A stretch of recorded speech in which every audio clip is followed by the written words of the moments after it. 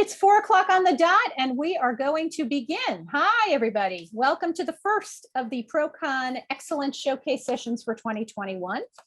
This session is Dallas, the centralized JCC centralized response to COVID-19. If this is not the session you intended to join, go back to the platform, spot me, and find a different session. But you don't want to miss this one. This one's going to be great. Stay here. My name's Andy Mizels. I'm the Director of Special Projects at the JCC Association. I'll be facilitating today. My name is at the top of your participant list, so if you have any questions or needs, you can be in touch with me privately. I just want to mention that the session is being recorded. We know that some people prefer not to be recorded, so you should feel free to turn off your camera. If you're okay with keeping it on, we like that because it feels like we're sort of all together in the room. And in terms of being together and people feeling comfortable, we're working to build very inclusive spaces so everyone feels welcome, respected, and safe and fully included. So what we'd like to ask you to do at the very least is make sure we see your name and where you're sitting, you know, the town or the JCC or whatever you feel is relevant. If you'd like, you can share your personal preferred pronouns. And I'm going to say that we're thrilled to offer the conference this year at no cost at all to our JCCs. That's because we have very generous sponsors, and they all are our partners and believe in our work. So we hope that you'll be visiting, that maybe you did yesterday, and we hope that tomorrow you'll be visiting the virtual vendor hall. That's tomorrow again at 1:45. I hope I got that right. And without further ado, so that you don't hear from me and we can make the most of our the time is going to fly by, our 30 minutes. I am very pleased and very grateful to introduce our presenters, Artie Allen, CEO of the Dallas Aaron Family JCC, and Tara Ohayon, Director of Early Childhood and Camp at the Dallas JCC. I will brag on their behalf and say that the presentation was chosen from over 60 proposals presented for the showcase.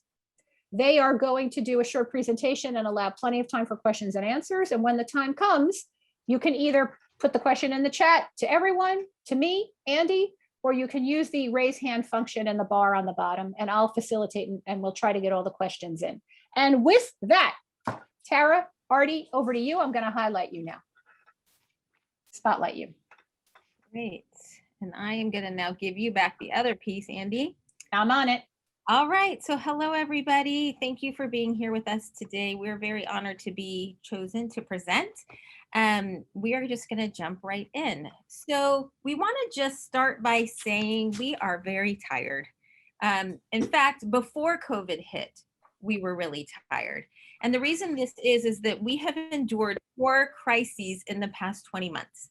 It all started with a microburst storm that we had in June of 2019 on Shavuot.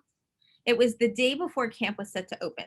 Tree branches littered our grounds. We had no power. We had to clean and prepare all over again for camp. And we had to cancel the first day of camp. And at that time, we thought closing for one day was a really big deal. And then as Sukkot came around, we had a tornado in October of 2019. It was a devastating EF3 tornado that actually ripped through the entire neighborhood, tearing up trees and houses and you name it. And we had no power or no ability to have people at the JCC for a full week. A few months later, March 13th to be exactly, rolled around and we were forced to close our doors like many of you for a little over 2 months because of the COVID-19 pandemic. And then, you guys all know about this, we had a snowstorm during COVID, and what we call it in Dallas was Snowvid. So we had Snowvid in February, and it created widespread outages all over the state of Texas. Again, we were closed. We had 3 pipes burst at the J. So we've been busy. I think what I'm going to do for the remaining few minutes that we have is going to take a nap. Just want to let you guys know, okay? That sounds good. So this is our baseline of where we're coming from as we begin to manage crises, which we've had a lot to manage over the past 20 months. So we've had a lot of experience. So Artie is going to talk about our dialogue. Yes, oh, I have to change the screen. I'm so sorry. Sorry, Artie, I'm trying That's to make okay. I Okay. thought I I pressed was it. waiting on the screen. There we There we go. go. So we've had a So lot of experience. Okay. there you go. Open dialogue is really critical when it comes to managing a crisis. We have had to have a lot of challenging conversations, some of which are very, very hard for us to hear, but it's imperative that you discuss the good, the bad, and the ugly. You have to genuinely want it. People see that right away, whether you really want to hear what they have to say or not. And it's really important because the more information you get, the more effective you can be in making decisions and making people feel like they're a part of the entire process. So Artie and our associate director, Carol, who's also our CFO, really created a space where we could rumble, is what I call it, where we were having intense conversations. We were able to express ourselves. In fact, during the closure, we had a lot of intense conversations with each other. And I have to say that Artie, oftentimes, when we've had a particularly intense one, would come back later and say, "Hey, Tara, thank you for expressing your opinion. I really appreciate it," which encouraged me then to continue to express my opinion. One thing that really helped us was the leading edge survey, actually, that we did a couple years ago. One of the areas of improvement for us at that time was that staff needed to feel more empowered to express unpopular opinions. So this came in really handy. We actually have a thing that we do in a meeting and we say, "I'm about to express an unpopular opinion." And what happens then is everybody kind of takes a deep collective breath.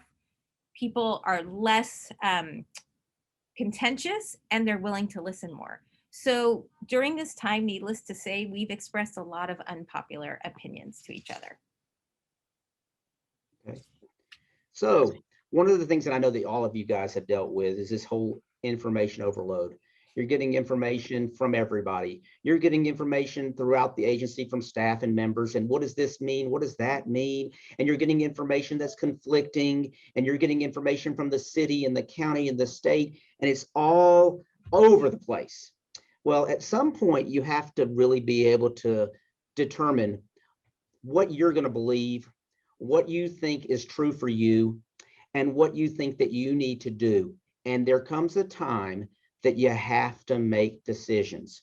So one of the things that we early on made a decision about, and we did change our dates several times because it's really challenging. Obviously, you know, during this time it's been really challenging, was to run our camp. And we did run our camp. But I will tell you that in the face of all of that, running the camp, and one of the things that I always say is that our camp director said, and we said it, we were having a lot of fights and arguments and discussions inside the agency, but everyone on the outside, we were aligned. And she kept saying, we will have camp once we decided we were going to have camp. And the thing that happened during that process was that we also heard from other people that were not running camp telling us we were crazy to run camp, but we made the decision, we were sticking with that decision, and we went ahead and ran camp, and we did, and we ran it successfully. You have to be prepared to deal with people's emotions. We had our staff that were emotional about whether we should run a camp or whether we shouldn't. You have to be able to deal with your members. You have to deal with the parents. You have to deal with everyone. And this is where we lead into our next part of our presentation. So to the community, we really looked solid and in control. We had made the big decision to run camp, but to be honest, inside we were a mess. We were nervous, we were scared. The information overload was too much for us. We were like chickens running around with our heads cut off. We all had different info and different answers, and we needed to do something about that. So here we go. We have our COVID czarina, and that is Tara Ohayon. And what this did for us, and obviously we had the opportunity to look at this Jay in a very, very different way, and to take the resources that we had at our disposal and to determine who we felt was the best person to help be the communicator on behalf of this organization. And Tara is an incredible communicator. She communicates well with the families and as an early childhood director, with the children, with the teachers, and there's no one that has more of an emotional IQ than Tara Ohayon. She's the person who you can count on when you need to solve a problem, when you need to deal with something that's difficult, when you have a challenge. And we wanted to make sure that we put the best person in that role. And so Tara, based on all the rules and regulations that you have to deal with in an early childhood department, understands bureaucracy. and she understands it from top to bottom. So I couldn't have thought of a better person who also understands the agency. How long have you been involved in the JCC in Dallas? Since I was 3 years old, actually. Okay, so she knows the J pretty well. So what was it like to be the Tsarina, which is a phrase that Artie coined for us early on? So it did take up a lot of my time. It really did. It took up a lot of my time, and we were looking where we could to shift some of my responsibilities of my already busy workload over. What we found was that it was really a huge relief for the staff, especially those of us who are back, and especially our camp directors. They were really having to figure out how to run camp in this new environment. And they had COVID questions from families and from their staff and all of that. So instead of every staff member spending a percentage of their day on COVID response, we basically took that away and shifted all of the COVID response to me. This let them be able to really focus on their programming, training their staff, and getting camp up and running. What that meant for me was emails and phone calls, updated communication for the staff and families that was COVID related. I talked to unhappy and nervous people, also the grateful people, which we had a lot of those. I was the communicator for any direct exposures or cases that we had. I made phone calls and sent the emails and things like that. And then I did not make all the decisions by myself. We had a COVID team that made the decisions together. I was just the one who communicated them out. And then as we got more used to things, I was able to delegate things out to different departments. So for example, we created templates and policies and procedures. And if something happened in sports and fitness, I was able to work with Daniel. He took the template, created his own thing, came by me. I gave it the stamp of approval, and he was able to take on the communication in that way. What it did for members was it gave our families, our parents, our members one point of communication. So even if other staff members would get information, they would very kindly pass it on to me, and I would be the one to answer it.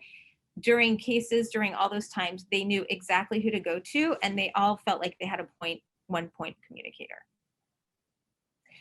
So I want to tell you about a conversation I remember having actually on the phone with Artie and Carol when we were home. And this was before we opened camp, and we were deciding whether we should refund the tuition for early childhood. And Artie and Carol, and I understand why, said we weren't going to refund. And it was a really hard thing for me to swallow. And I remember saying to them, sort of out of exasperation, I said to Artie, I can't be the one to tell them that. I can't. It will ruin my relationship with them. And right away, Artie said, then I'll do that. I'll be the one who communicates if you want to say the bad news. And I have to say, there are probably some people who are still mad at Artie from that role, but it was a gift to me, and it was a very intentional designation of roles. So one of the things and the reason that we did it this way was because, and I'm sure that all of you feel this way, or many of you feel this way, you're all things to all people, you're jack of all trades, you're doing everything. You're collecting money, you're calling people to come to your programs, you're supervising staff, whatever it is that you're doing all of these different things. And in this case, it really wasn't going to work. You have to try to keep someone clean in the situation where you're going to have that person who's going to really be able to deal with the emotional pieces that these families and participants and members are all dealing with.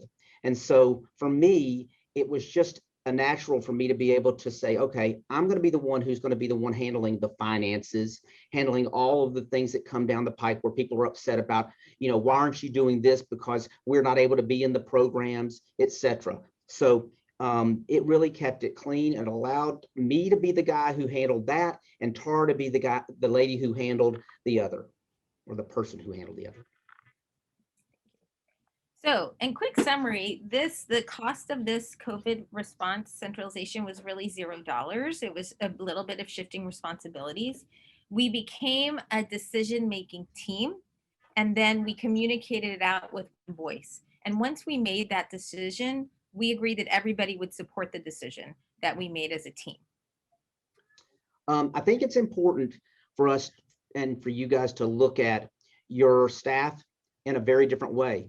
Take the opportunity to look at the entire staff of your organization. See the strengths and their weaknesses. See where they're going to be where they're going to be able to do the things that you need them to do for you to help you through this type of a crisis or through any type of a crisis. We had someone on our team that we didn't know that did film and videography. He worked in a completely different department, and he did a lot of that for us during the pandemic to help us with that, because we need that resource. So look at your staff, look at your team, and see them in a different way if you can. Take the resources that you have at your disposal and use them to the best of your ability. I think also being willing to take a risk. We had never used this model before, and so we weren't sure how it was going to go, but it actually in the end took a lot of pressure off a lot of people by centralizing the communication. And then to the community, we looked calm, cool, and collected together with one voice. And we decided this is really a model that we can use. Hopefully we're not going to have any more crises, but if we were to have another crisis, this was a really great model for us to use going forward. So that was our quick story. And now we are able to take questions if anybody has questions for us. Feel free to just unmute or put them in the chat if you have something. Yeah. I'm going to suggest that if people feel comfortable, they could, as Tara said, you can just unmute or you can raise your hand if you know how to use that device on the bottom of your screen under reactions. I'm trying to survey the room. I tried raising. Yeah, Rose, I don't know how to do it on Zoom. Oh, good. Go ahead, Kent. You're good. Go ahead. So Kent Welch, Director of Facility and Security at the Mandel JCC in Ohio. Been here about 6 months. You guys did an amazing job. I don't know what more can happen in the state of Texas, but I'm sure it will. If it's going to happen somewhere, it'll be in Texas. But congratulations on getting 2 new seats in the House. That's pretty amazing. Well, thank you. We like that. People are moving to Texas. It's a good state. You know, your model for success is not typical in, you know, challenging, you know, kind of overwhelming situations. My background, United States Navy for 20 years. I did 6 tours over the Middle East, you know, where, you know, when you're in critical situations where, you know, decisions have to be made. Now, mine were life and death, yours, well, you know, maybe not that extreme, but your model wouldn't necessarily work. And so I find it really, really interesting and absolutely amazing that you guys were so successful. So good on you. I love the unpopular comment. I'm definitely going to adopt that because I am always the first person in, you know, I like my short time here, but even in my previous roles to raise unpopular ideas because they do really spur discussion. So if you had to redo this, would there be anything you would have done differently? Tara, you want to answer it? You want me to answer it? Good. Go ahead, Artie. I'm thinking. Well, no, you can answer it. I don't have an answer for him right now. You don't have an answer? Gosh, I hadn't thought about that one. I think we, in a sense, we were flying by the seat of our pants with it. I mean, it was a new model and we hadn't thought it through. So I think in what I would like if for the future is us to set up the model intentionally, because as we were doing it, we were kind of changing just as everything changed. And so I think next time this model would be even better when we have a set plan for certain crises, or we're able to overlay that model, whether it's me or someone else, onto someone else. And the only thing I'll add to that, Kent, is this. I think JCCs are not nearly as regimented as the armed forces. And so we don't have any type of, in many cases, our protocol is just not there when it comes to this. And so you need a model, and this model is a model that is somewhat of a protocol for how to go about doing it in an organization like this. But each organization is certainly going to be different based on the resources that they have available to them. Yeah. But you do need to be intentional, as Tara said about it. Right. Did you guys utilize J responders at all in any of this? We did not, but because J responders, well, what we did during the tornado, we did have them come and assist us with some things that they helped us with there. And then but the problem is that for the storm, we were still in COVID, so they weren't coming out, you know, as far as that was concerned. And the other is what we did use as far as we did have our team did meet with social workers, and we did have a social worker available to our team throughout the process. Well, good. We had groups meet with social workers. Yeah. Well, congratulations, because Thank you. you guys are kind of the poster child for, extreme response. And I'd highly recommend if you can type up something that can get out on the network and let people know. I'm in the process of revamping our EAP for day camp, summer or overnight camp, and the property. I think this would be really beneficial to everybody. Thank you. Thank you. We've had another question, a couple of questions in the chat. What was the most difficult COVID situation you as a team encountered? I think the most difficult decision we made was the decision to open camp, because we had some really intense emotions there amongst our staff. So that was really difficult. And I think our first case was really difficult, dealing with the health department and the nerves of the staff and the parents and all of that. Our first case was really hard, and it got easier after that, but that was very emotional for all of us. I will add one thing to that, and that is that we made some decisions to have some procedures that were not necessarily the same procedures that other organizations held. And ours were much more restrictive in some ways, and we felt good about that, and we stood by those. And I think those were hard to do, but we did it, and I think we ended up doing the right thing. Next question is, how do you think this model influences your staff culture in non-crisis moments? So for me, in reference to that question, what I would say is this. If you have a model, then I think that it hopefully, and I have staff on the call here, hopefully it gives them a level of comfort to think that they can feel that there's a model in place, that there's something in place for us to be able to deal with a crisis.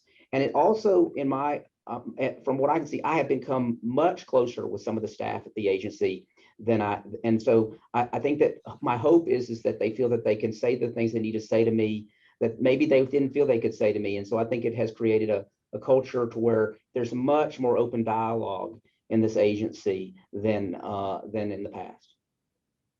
And I have to say, from my point of view, I got to talk to a lot of different staff members that I don't normally get to, and get to know them in different ways. And even though it was over not a fun topic, and so I really also got to know some people better through that. And so, and my relationships are still there, which is really nice. So here's another one. When communicating in writing and in person with so many community members at a time that each person's beliefs, truths, and expectations varied so much, as well as limited bandwidth for stress and high emotions, and a different fact on every news, station, what tools did you use to diffuse upset members, and how did you specifically help members feel heard? So I'm going to say I did a lot of listening. I approached everything with curiosity, asked questions. We did not impose our views on anyone else. We said, this is what we're doing as a JCC. If you want to come, we'd love to have you here. If you're not ready, we completely understand. And so it was very much just meeting them where they're at, listening and approaching with curiosity. And like Artie said, we had to decide what stand we were going to take. And oftentimes we were being more conservative, and people criticized us for that, by the way. But it was just really a lot of listening, a lot of listening.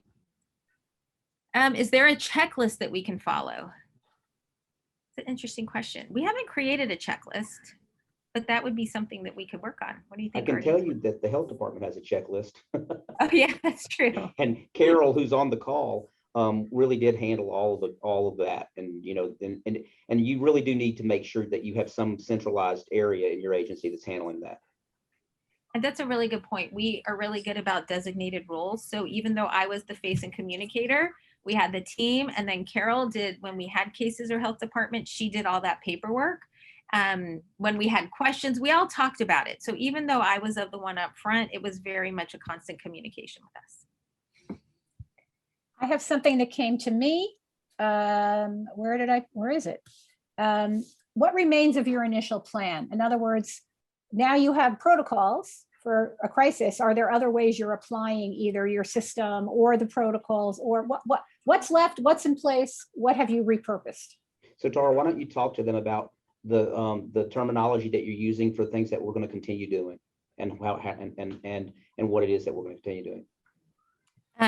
So the technology, I'm not sure what you're talking about, COVID but keepers. oh yes, okay, thank you. Okay, so we started talking about things that really work for us as COVID keepers. This platform that we created is still in place today, thankfully, and I just thank God we're not dealing with as much COVID right now as we had. But if there are, we've recently had some cases in a different department, it channeled through me. But what's really happening now is that the department heads are really handling all of their COVID related, if things come up, cases, and just running it by me with the communication and everything. We want to make sure that every communication that comes from the JCC regarding COVID has a similar values and beliefs and information. Other questions? Wave your hand virtually or for real if we're not seeing it. So we have another comment, actually from someone at the Dallas JCC. And he said that I think timing has been very good too, in that we make a decision in time to tell the staff before going to the members so that we are all on the same page, which has helped my team so much. And that's from David. And that is, thank you for David for bringing that up. We actually are very intentional about that. We make sure that our staff know everything that's going to happen before the members do, even if it's timely. It could even be 5 minutes before if it's a quick time frame, but it's really important that our staff know what's happening.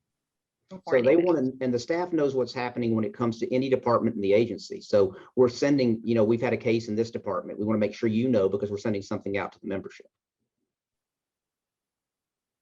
That's such a good point. Nobody likes to be caught with meeting somebody in the supermarket who said, I heard your, That's right. and you didn't know. Yeah. Any other questions? We have like about 1 minute left. Does anyone else have any questions? Well, if anybody, no one has any questions, I'll say hello to my son, Ellie, who's on the call from the Barshop JCC. Hi, Ellie. Hello, Ellie. Any final comments or final advice from either of you as you weathered this? I just want to say, because a lot of our JCC Dallas staff are on, and I am just so proud of how we all pulled together. And this system helped us to do that. And we've had, despite all these crises we've had in 20 months, our staff has been the piece that's really held us together. So I'm really proud of everyone. I can't thank the team that we have here enough. And the truth of the matter is that you guys, I believe you have our contact information. We'd be happy to share information with you. And I will tell you, but on this call here, those people from Dallas, they all have expertise. They all have expertise in this. And so each and every one of them have something to offer when it comes to this type of a situation. Well, we're sorry you had to go through so much in the last 20 Thank months. So we appreciate so much that you shared and that we're able to learn from you. And maybe while I do the last two announcements, Tara, would you mind putting up the slide with your email information or throw it in the chat? That would be, if I try to do it, we'll get delayed. So if you don't mind. There you go. Thank you. Beautiful. So once again, thank you both, Artie, Tara, everybody from Dallas. We're hoping you get some good news for a change and that you are able to share with us what you did in a non-emergency. Here's their contact information if you'd like to follow up with them. I know I learned a lot about the value of coordinated communication and a protocol that can be helpful for any emergency or every day, really. I am now going to direct you to the next set of JCC Excellence Showcase initiatives. They're totally different from these. So you've got a whole new set to choose from. If you haven't decided, go back to the Spot Me platform, choose your next session. Thank you everyone for coming. Thank you, Artie. Thank you, Tara. Enjoy the rest of ProCon. Thank you. Much appreciated.